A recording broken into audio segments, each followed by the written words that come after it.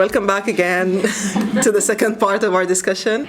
Willow said that she would prefer to take 3 questions or 3 interventions at a time, and then she'll respond. I would request that each one of you would limit themselves to 3 minutes, just to give as many people the chance to feedback. Who would like to start? Okay, Raja, تفضلي.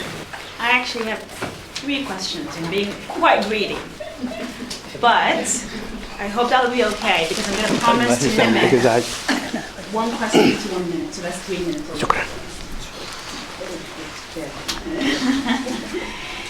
So thank you again for this very interesting talk on the history and evolution of one of the most important Sudanese institutions. I was wondering if you could be able to talk a little bit about the element of continuity within the overall security institutions in Sudan, policing in particular, across political regimes, and how different governments have used them as redistributive mechanisms in a sense. And by redistributive, I mean livelihood, as well as a tool to divide ethnicity along class lines. Sorry, I know it's kind of a loaded question. Moving on to the second question, I was hoping that you could explain again what you meant by the fixation of the 1983 Hudud laws on the back of the English common justice system, how that made those laws more punitive in their effect. I basically didn't get that. And the third and last question relates to Olive Roy's concept of new fundamentalism.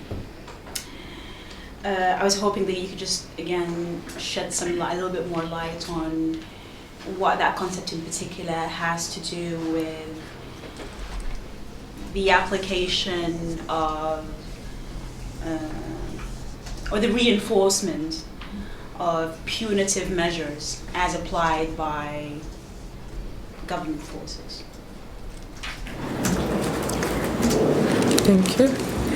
We got that. So shall I treat that as the 3 questions? Okay, all right, go ahead. Okay, I'll deal with 2 first because it's easiest. Okay, so I was principally had in mind, I think most of the good analysis has been done here by the text by Gabriel Warburg and Harun Laish called Nimeri's Reinstatement of Sharia Law. I think Rudolf Peters has commented on this issue as well briefly in his wider work on criminal law in his Islamic society. I think the reason it was more punitive is that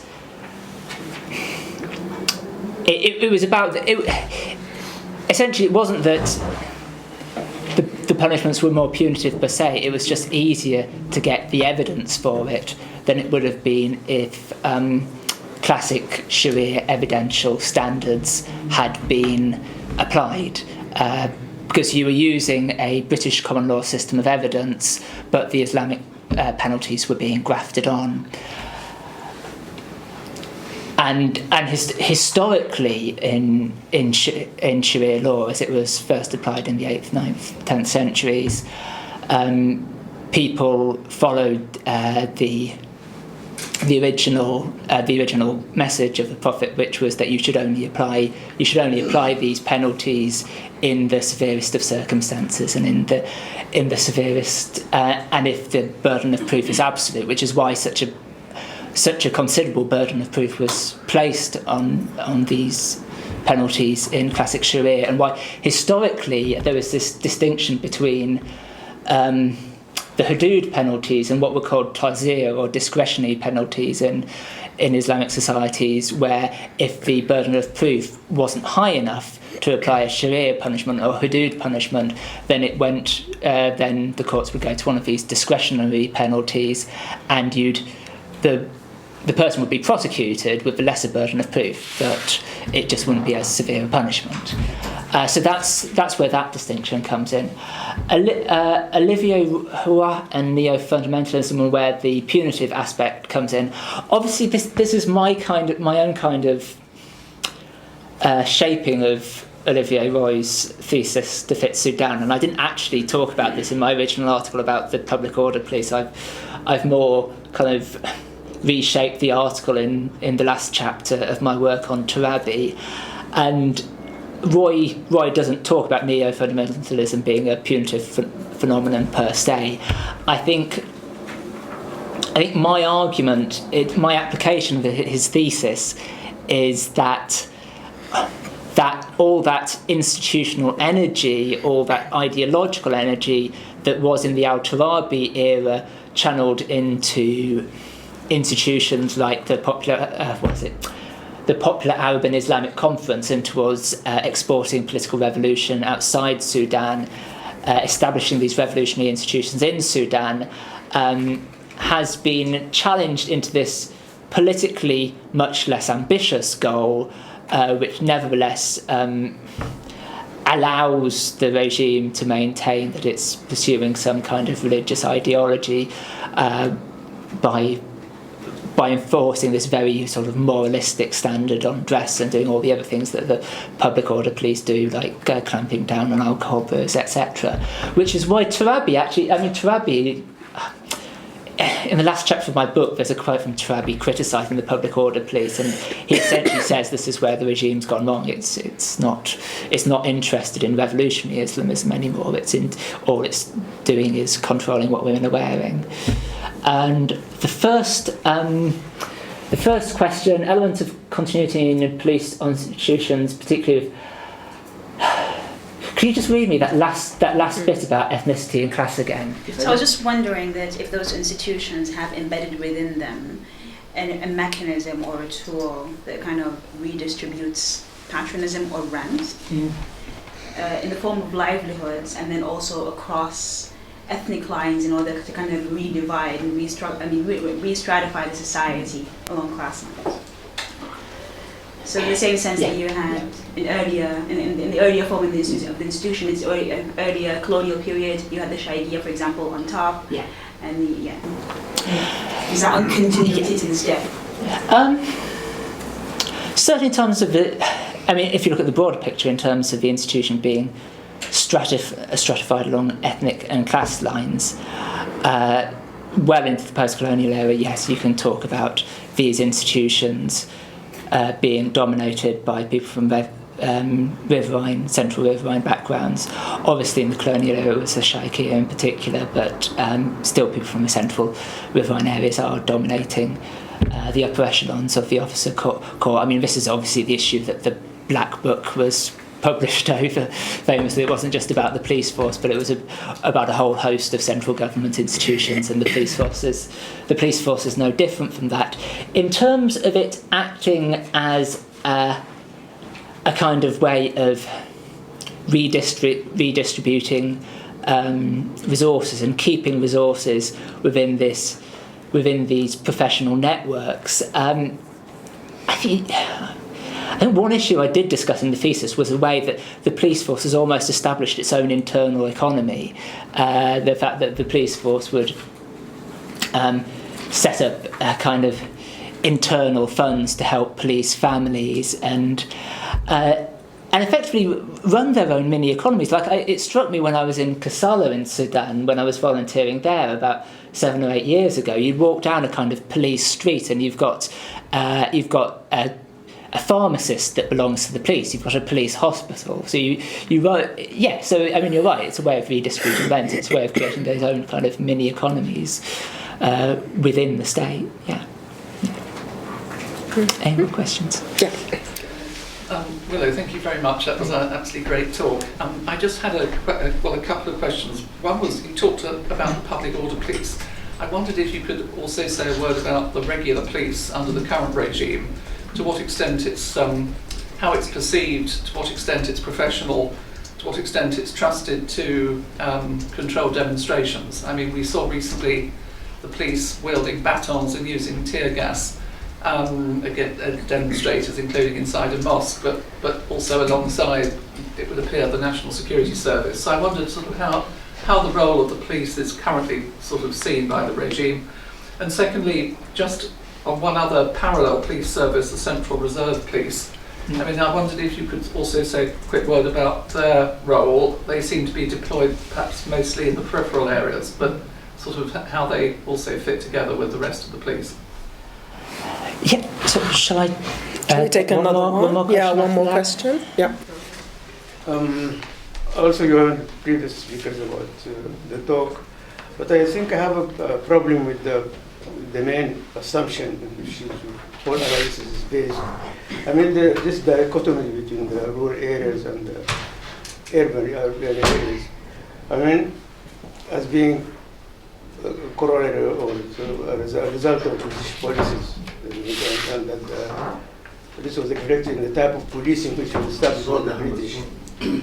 I wonder if this argument or this assumption is plausible, considering that it was the British policies, the British administration, which introduced basic constituents of democracy, such as rule of law, the independence of the judiciary, and most importantly, modern education, which is ultimately this kind of policies which were, if they were followed later on by the Sudanese themselves after independence, it would have led to a full-fledged democracy, which is actually the only way in which you can deal with this dichotomy in this sense, and then the kind of policing, the kind of prisons system would follow from that. Naturally, to become like any other democracy. I mean, you will have no problems with this kind of thing.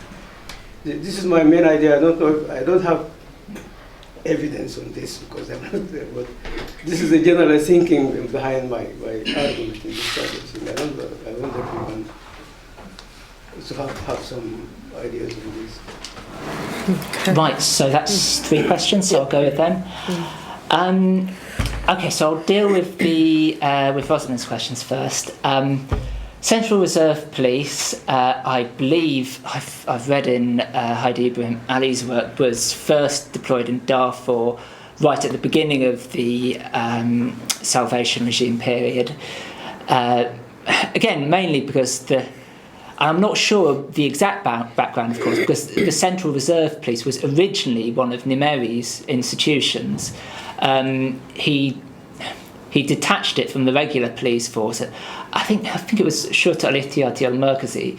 It first detached it from the regular police force in the mid-1970s and subjected it to his direct control as the president of Sudan.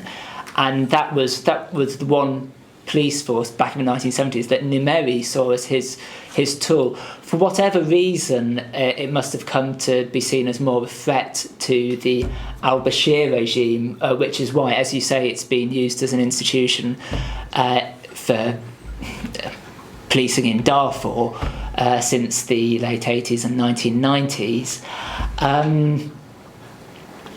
The regular police and how far it's trusted to control demonstrations in the present day.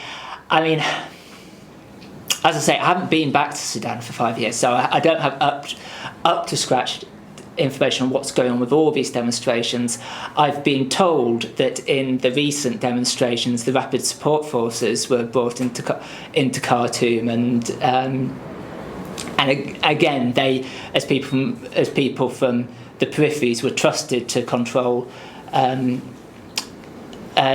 urban dissent more than the regular police force were, and of course all these institutions, not just the popular police, the public order police, but the popular police alongside it, have been used in policing regular civil protests in Sudan and all these parallel institutions, militias linked to the regime, the Popular Defence Forces, now the rapid security forces, rapid support forces, have been proliferating under the current regime. So it strikes me that the regime has so many options to police dissent other than the regular police force. But But I'm going to be honest and say I'm not totally up to speed with what is happening in 2016, 2017 and how the police is being used by the regime. As for the rural-urban dichotomy in Sudan, obviously I would never argue that the British introduced this rural-urban dichotomy, and when you speak of the policy of the British, and I often speak of the policy of the British colonial state with my kind of lefty post-colonial hat on, and I mean, you've got to understand that the colonial state historically had all these competing agendas within it. It did not act as one monolithic whole, and at least on a rhetorical and ideological level, part of its ambition was to civilise Sudan, to bring education to Sudan, to modernise Sudan, etc. But colonialism as a phenomenon there's always been this distinction between policy and practice, because the Sudan Political Service as a service was a service that made it full of people who made their careers in Sudan and were very invested in the colonial regime. And on one level, the last thing a colonial regime wants to do in a country like Sudan is bring democracy, because there won't be any purpose for it anymore. And if you look at the history of democracy in Sudan, the first serious democratic election in Sudan was in 1953, 2 or 3 years before colonialism in Sudan ended. And when it comes both to education and the police services, you see this pattern of very minimal educational provision, very minimal training at the heart of the colonial state to make the basics of the colonial state function, to have I used the phrase bureaucratic dog's bodies early on, to have some bureaucratic dog's bodies for colonial state, but effectively not to pursue an ideology of nation building or creating democracy, because of course these bureaucrats, these people in the Sudan Political Service, this was their careers were invested in being the colonisers of Sudan.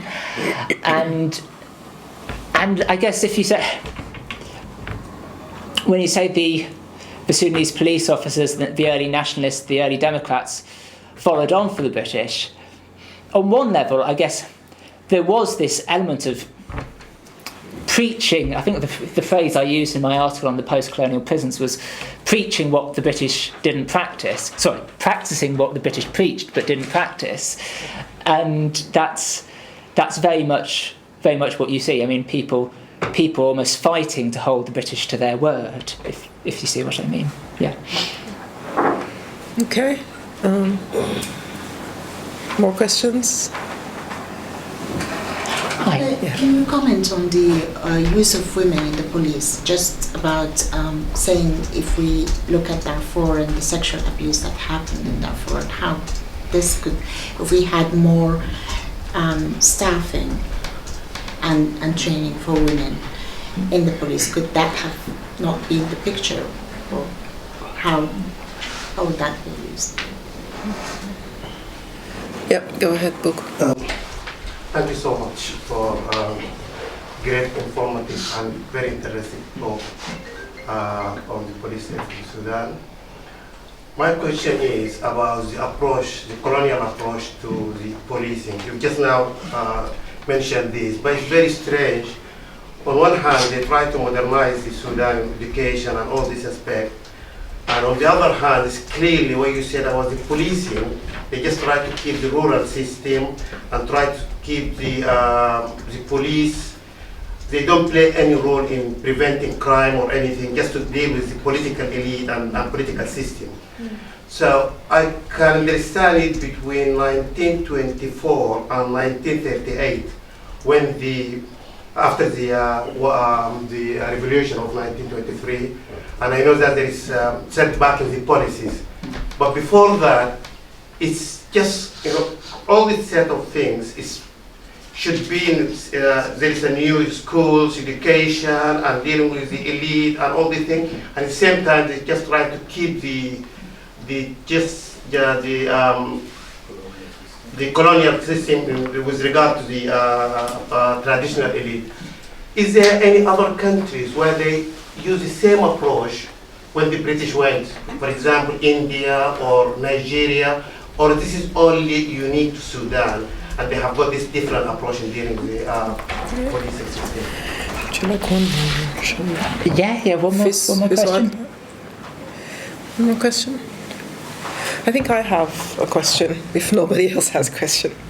My question is, you mentioned during your talk that the first seeds of having a Sudanese civil, quote-unquote, police was around 1961. And when I think of the police in Sudan now, I don't associate it with the word civil. So my question is about police brutality. Would you think that started during the colonialist period, or is it something that has been developed after independence?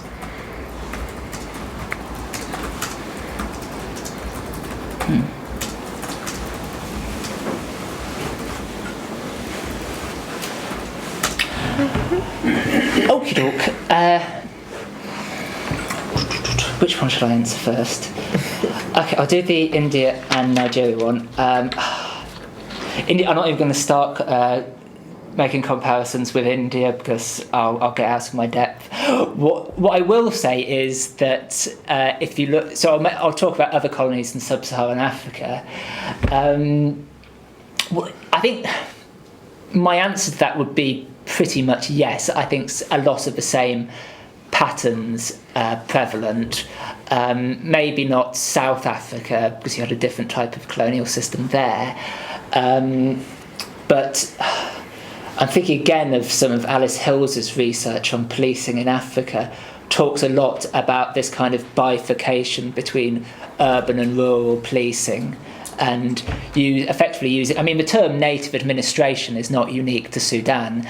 The original kind of genius of having systems of native administration and native administration courts and parallel systems of justice was Lord Lugard, a colonial administrator in Nigeria in the 1900s, who famously wrote a book called Dual Mandate, which effectively laid out the philosophy of indirect rule, which was pursued in condominium Sudan. So that same, I mean, that same system of parallel justice was laid out there. And historically there have always been a lot of parallels, particularly between northern Nigeria and Sudan, because northern Nigeria in particular, which had its own Sharia courts in the colonial period, was often used by the British as a kind of laboratory for indirect rule. And even in the current era, Islamists in North Nigeria and Islamists in Sudan have been looking at parallels between the way that Sharia operates in those two parts of Africa. The question about women in the police, yes, I definitely do think if there were a lot more women in the police force in Sudan, that would certainly deal with, well, if I say, I mean, it would be a huge leap for the regime to take, because of course if there were, I mean, I suppose you'd have to ask the question if the public order police was 50% composed of women, would it even be able to serve the same function that it does? Presumably not. Historically, I mean, one of the problems for women in the police force in Sudan is that the Sudanese police force emerged in a colonial context, which was very patriarchal. I still remember the fact that a British colonial traveller wrote a book in the 1950s calling Sudan "No Women's Country," just complete failure to acknowledge Sudanese women, and there were no women in the Sudanese police force in the colonial era. I believe, I'd have to quickly check my thesis, I believe the first women came into the Sudanese police force, and of course that's the Sudanese police force, not any of these parallel offshoots, in the 1970s.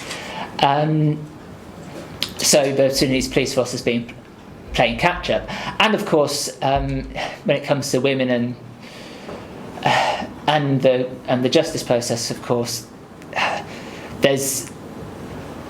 you've got to deal with, women have to deal with the fact that since the colonial era, been all these parallel systems of justice, again, which were very patriarchal because of course, these native administration courts, native administration police forces were ultimately overseen not by the legal system, but by British colonial officials who were all male. I mean, British colonial judges were all male as well, and often made their own interpretation of what Sudanese custom was in line with these very male perceptions of Sudanese society. And the final question was about, did police brutality start in the colonial period? And I kind of wrote a chapter of the thesis about this, and it was about how the limitations of the British efforts to regulate what the police were getting up to, and again, I guess the important point here is that the police were for the most part under the control of the district commissioners. They weren't subject to the central legal department, and the British district commissioners often turned a blind eye to what was going on, whether it was corruption, whether it was beating evidence out of people, and I wrote I think the second chapter of my PhD thesis focuses on this quite heavily, but yeah, my argument about that would be more or less yes. It does go back to the colonial era, and what you have to focus on is this lack of regulation, lack of accountability for what the police were doing. Because the legal department were always writing to British district commissioners saying, why are police officers not enforcing standards of habeas corpus? Why are you keeping people in jail for longer than they should be? And so the colonial system was very deregulated when it came to dealing with what the police were doing, and obviously the post-colonial status had similar problems. Okay, thank you.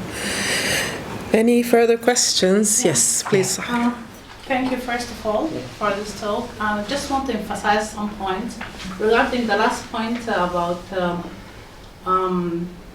the presence of women actually in the police force and how it actually can affect the police practice. Regarding the public order, it's called the public order practice.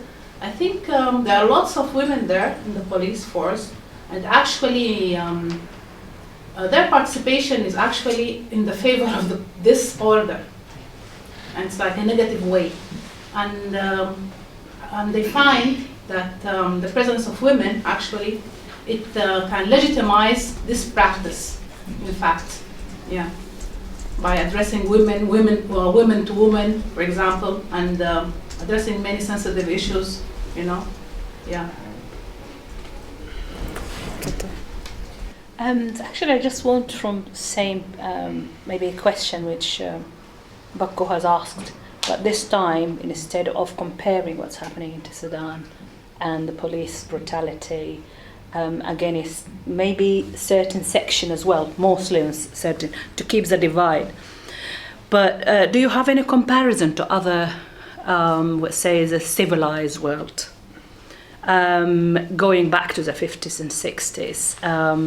America, for example, and what's happening now as well, Trump's America as well. So is there anything, because obviously the people who are being suppressed is still the African American are still being subject to this, and we could see every day someone is killed, and they are from ethnic minority, black in particular. Brahim, go ahead. وقالت له بتقول تسمعوني من هنا.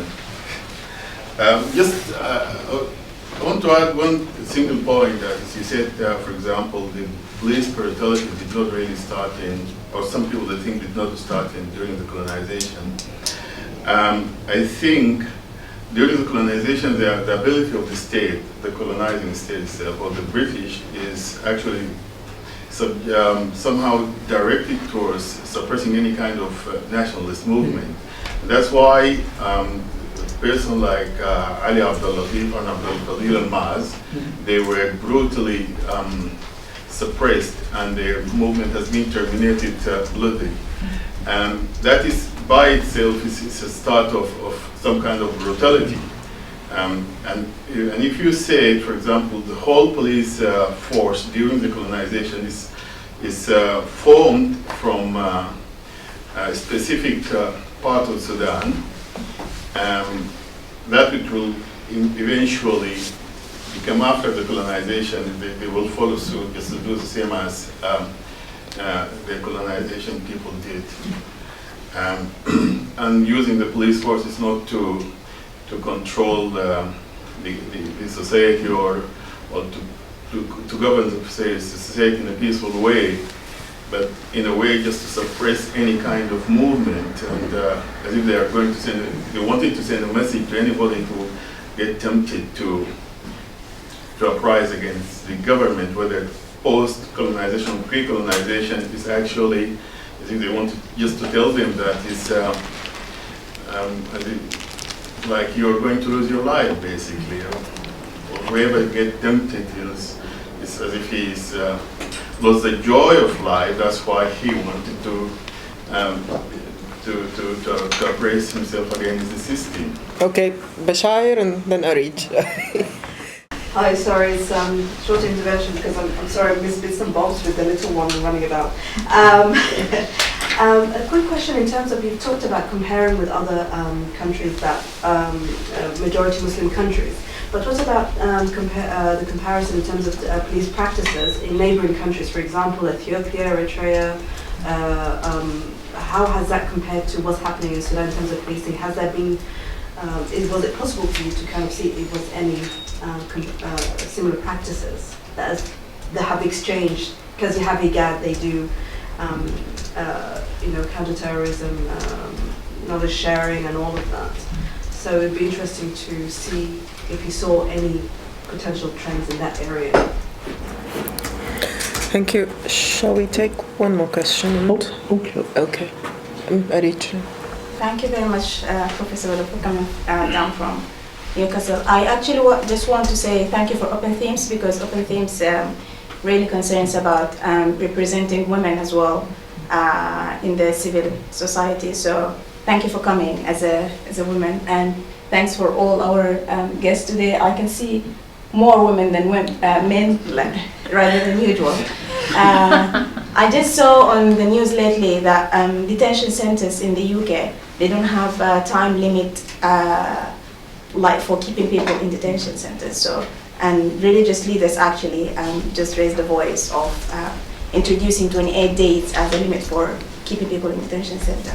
So what would you comment on that? Do you have any comments? Thank you.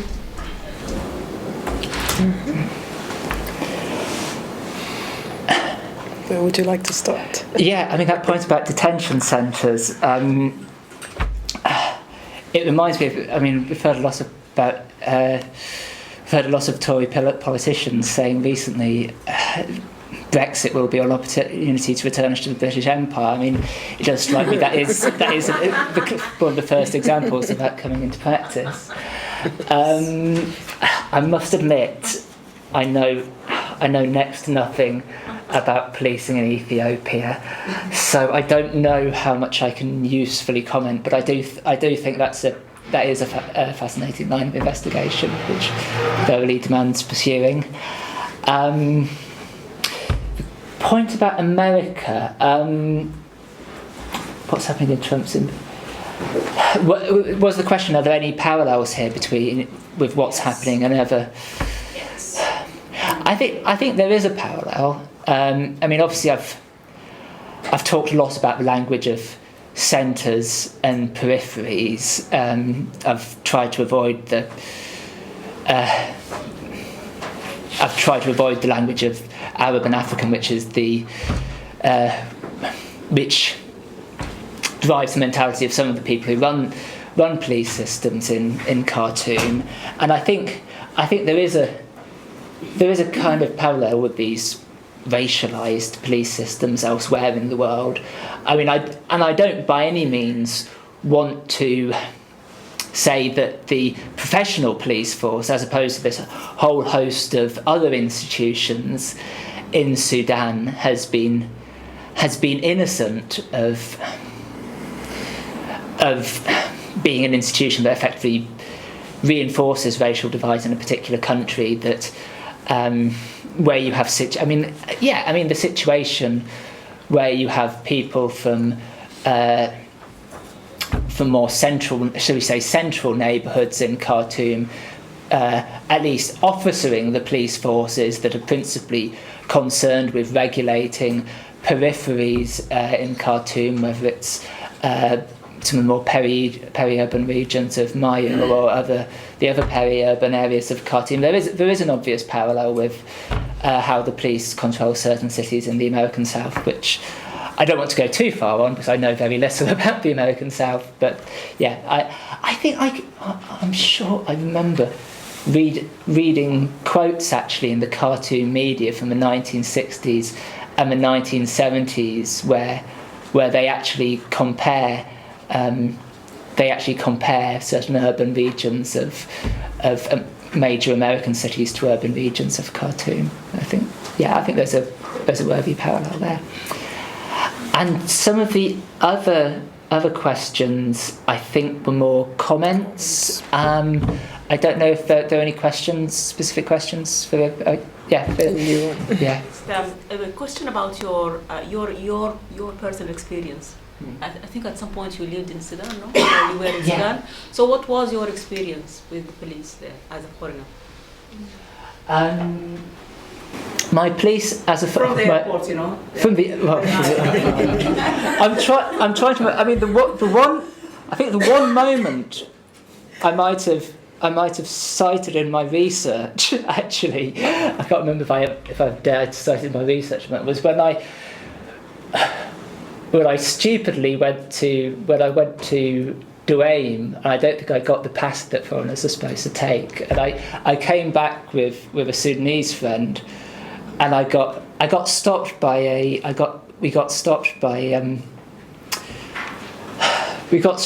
police on the outskirts of Khartoum. I think it would have been in Jebel Aulia, somewhere like that. Yeah, and I think there was. I'm not sure what they were searching for. I mean, thankfully they didn't check if I had the right papers to go to White Nile State, because I didn't. But thankfully I didn't. But all I remember was I decided to take some reading material, which was an Arabic language book on the security service. And they searched my bag and found it. And I showed him it. He was like, "What's this?" And I said, "It's some reading material." And he let me go. So I was very happy about that. In general, I think that's the nerviest encounter I've had with the police. As a foreigner, I mean, obviously, I'm very conscious of my privilege as a holder of a British passport, and I know that I'd never be likely to be subjected to the kind of brutality that Sudanese people would be subjected to by the regular police. And in a way, I suppose in a way that might make me almost more casual sometimes in things I do, and I'm conscious that my experience of the police when I was in Sudan from 2008 2013. I'll tell you my other experience of the police. I mean, this never really affected me directly, but I was in a shisha place in Darfur. No, it wasn't really. Well, there was shisha there, but it was in not Darfur. It was in Umbeda with a lot of Darfuri friends, not in Darfur, but a lot of my Darfuri friends in Umbeda took me to a shisha place, and it got raided. It got raided by a police unit. I don't know whether it was the public order police or one of the other various branches of the police, and very suddenly all the shisha pipes got taken away and hidden, and the police didn't get in time, and they all went out again. But I think I managed to keep my head down through most of that. Yeah. Go ahead, Tofa. I'm just wondering if there is any part in your research just cover the policing between North Sudan and South Sudan before independence? Yeah, I have got a segment on it. Oh, sorry, shall I answer that now? Or shall I wait for a couple more questions? Are there any more questions? In your research, did you cover or come across slavery in Sudan?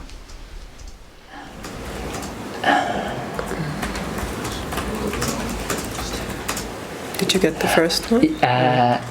Yeah, so police slavery in Sudan. Are we talking about contemporary slavery or historic slavery? Historic. Historic slavery.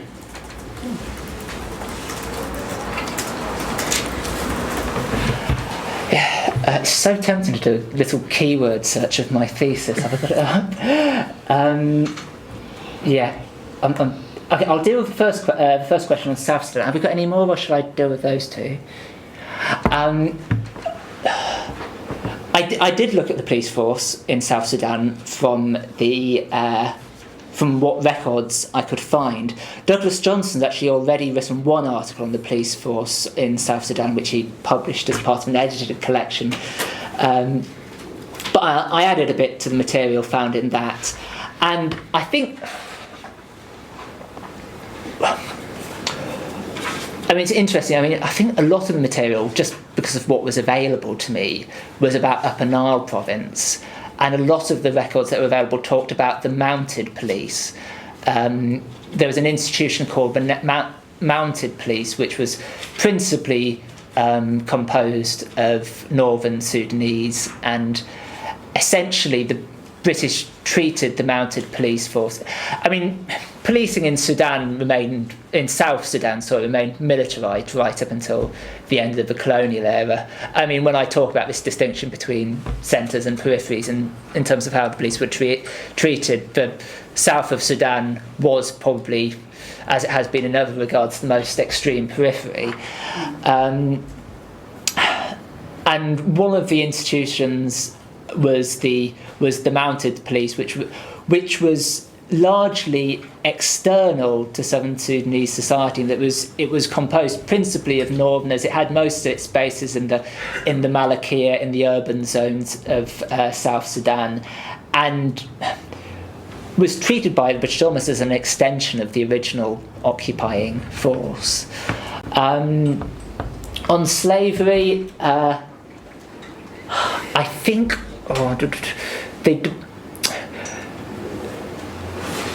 the police actually moved the British actually moved the Department for the Repression of the Slave Trade from Cairo to Khartoum right at the start of the colonial era, and that institution was linked to the police. I'm trying to get my facts right here. I didn't study it so much because I actually began my thesis in 1924, mainly because of what records were available. So I haven't studied that element of policing so much, but I know the Department for the Repression of the Slave Trade was incorporated into the police.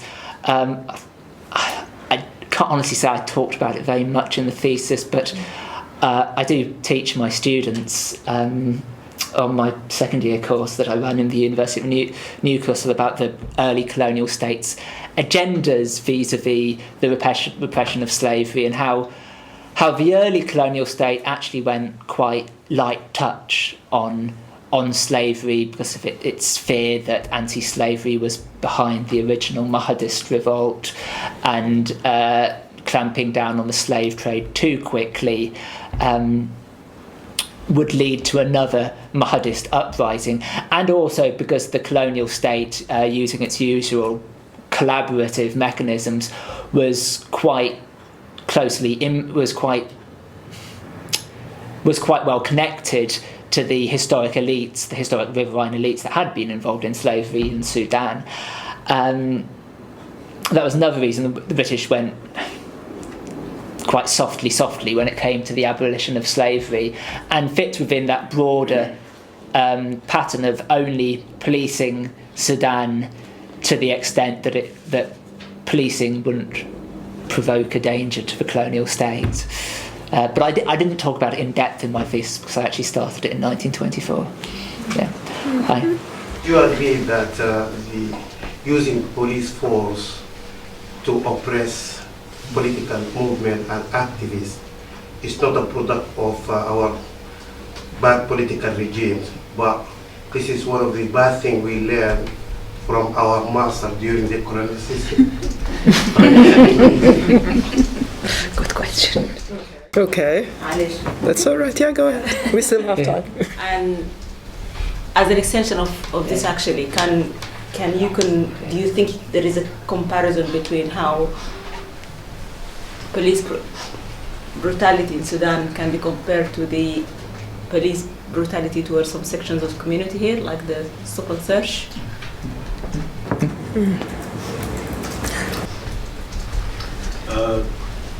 Also asking about the conflict between the security departments, the army, private forces and the police.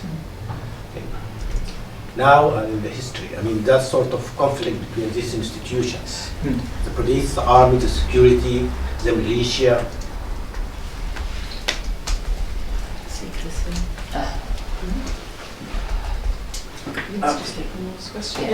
I'm just sorry I just came late in this election.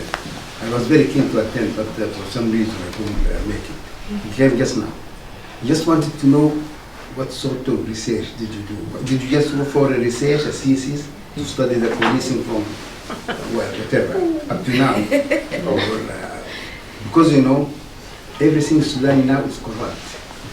And the police, they included, you know, because if you pay somebody now £1 million a month, and ask him to live on that, it will be impossible, unless he is corrupt, you know. And this is the norm in Sudan now.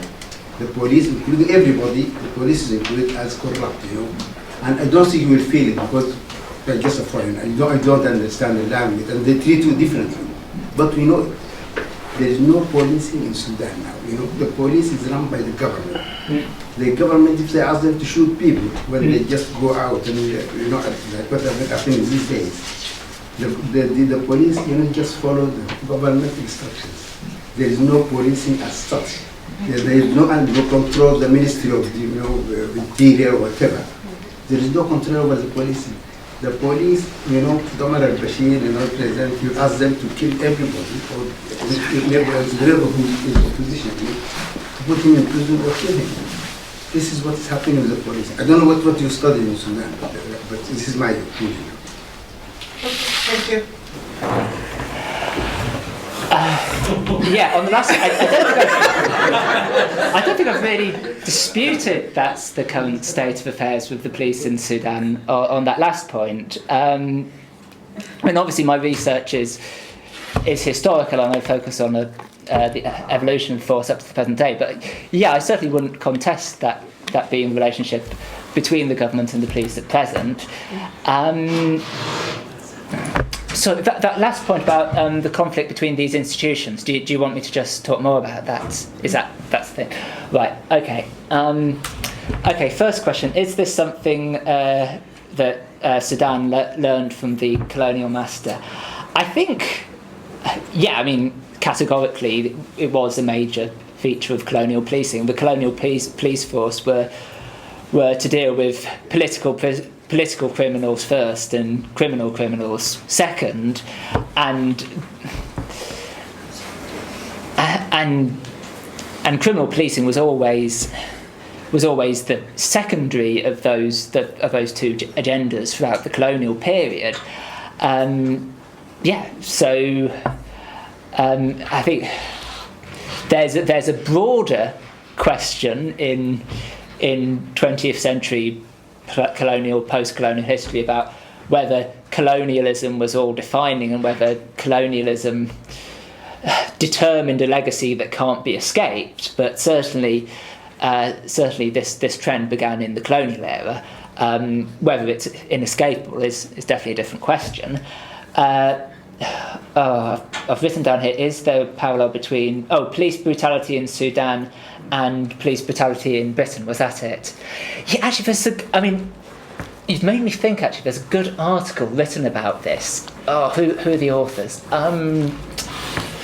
Written by a couple of authors, and the names of who I can't remember at the moment, but it was was all about how, because obviously when colonialism ended, 1950s, 1960s,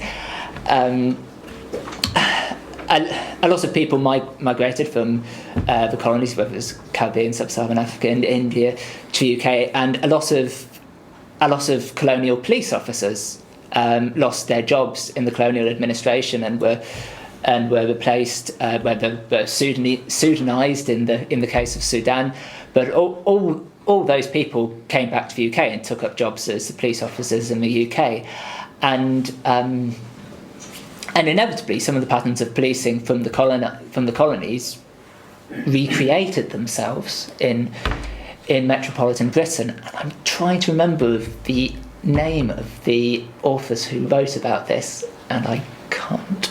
But there was a very good article on that exact subject, which I Are they Sudanese or? No, it's not. It wasn't specifically about Sudan. It was about colonial policing and its legacy for policing in Britain. And I think it might have been an author called Georgina Sinclair writing with somebody else, but I could be wrong about that. But she talks about how the pattern of colonial policing effectively, which was of course highly racialised, effectively recreated itself with migrant populations in Britain. What was the other question I had to deal with? Conflict between. Could I say something about the conflict between these institutions? Do you think there is? Police institution and military.